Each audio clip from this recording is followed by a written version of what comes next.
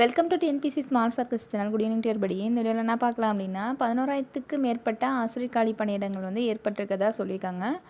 இப்போ பொதுக்கலந்தாய்வு முடிந்ததுக்கப்புறம் வந்துட்டு எவ்வளோ டீச்சர்ஸ் வந்து எங்கெங்கே வேக்கன்சி இருக்குது அப்படின்னு சொல்லி பார்த்ததில் 11,000க்கு மேற்பட்ட ஆசிரியர்கள் வந்து தேவை இருக்குது அப்படின்ற மாதிரி சொல்லியிருக்காங்க. இதில் வந்து இடைநிலை ஆசிரியர்கள், பட்டதாரி ஆசிரியர்கள், அடுத்து முதுகலை பட்டதாரி ஆசிரியர்கள் இப்படி பிரிச்சிருக்காங்க. இதில் அதிகமாக வந்து இடைநிலை ஆசிரியர்கள் தான் 5,786 வேக்கன்சி வந்து இருக்கிறதா சொல்கிறாங்க.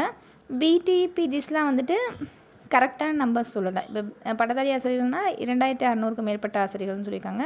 முதுகலை பட்டதாரி ஆசிரியர்கள்னால் 2,000க்கும் மேற்பட்ட ஆசிரியர் காலி பணியிடங்கள் வந்து ஏற்பட்டிருக்கு அப்படின்னு சொல்லி சொல்கிறாங்க. இதில் வந்து டிஸ்ட்ரிக்ட் வைஸ் கொடுத்துருக்காங்க.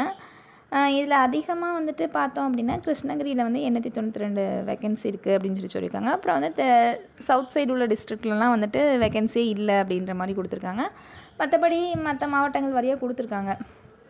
இதை வந்து பார்க்கும்போது நமக்கு என்ன தோணுது அப்படின்னா, இவ்வளோ காலி பணியிடங்கள் இருக்கும்போது ஏன் வந்து அரசு வந்து அதை வந்து நிரப்ப மாட்டுறாங்க? இதில் வந்து நமக்கு பிடியும் செகண்ட் கிரேடுக்கும் எக்ஸாம்ஸ் வந்து வச்சுருக்காங்க.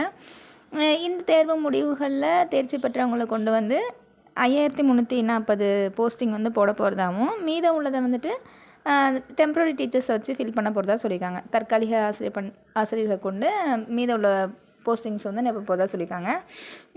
இது வந்து என்ன சொல்கிறதுன்னு ஒன்றும் தெரியலை. இப்போ வந்து நிதி பற்றாக்குறை அப்படின்றத ஒரு காரணமாக சொல்கிறாங்க. ஆனால் எலெக்ஷன் நெருங்கும்போது வந்து நிதி பற்றாக்குறை ஏற்படுமா அப்படின்னு கேட்டால் கேள்விக்குறி தான். இவங்க வந்து ஆட்சிக்கு வர்றதுக்கு முன்னாடியே வந்தோடனே நாங்கள் எல்லாம் பண்ணுவோம் அப்படின்னு சொன்னாங்க. கிட்டத்தட்ட இப்போ ஆட்சி வந்து முடிய போகுது. இன்னும் 1 இயர் தான் இருக்குது.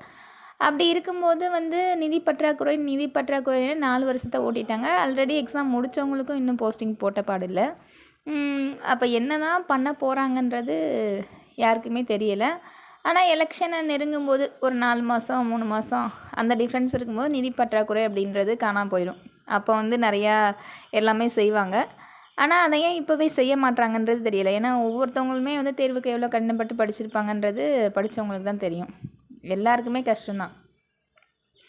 குடும்ப சூழ்நிலை வந்து காரணமாக சொன்னோம்னா நிறைய பேருக்கு நிறையா விதமான காரணங்கள் வச்சுட்டு தான் படிச்சிருப்பாங்க.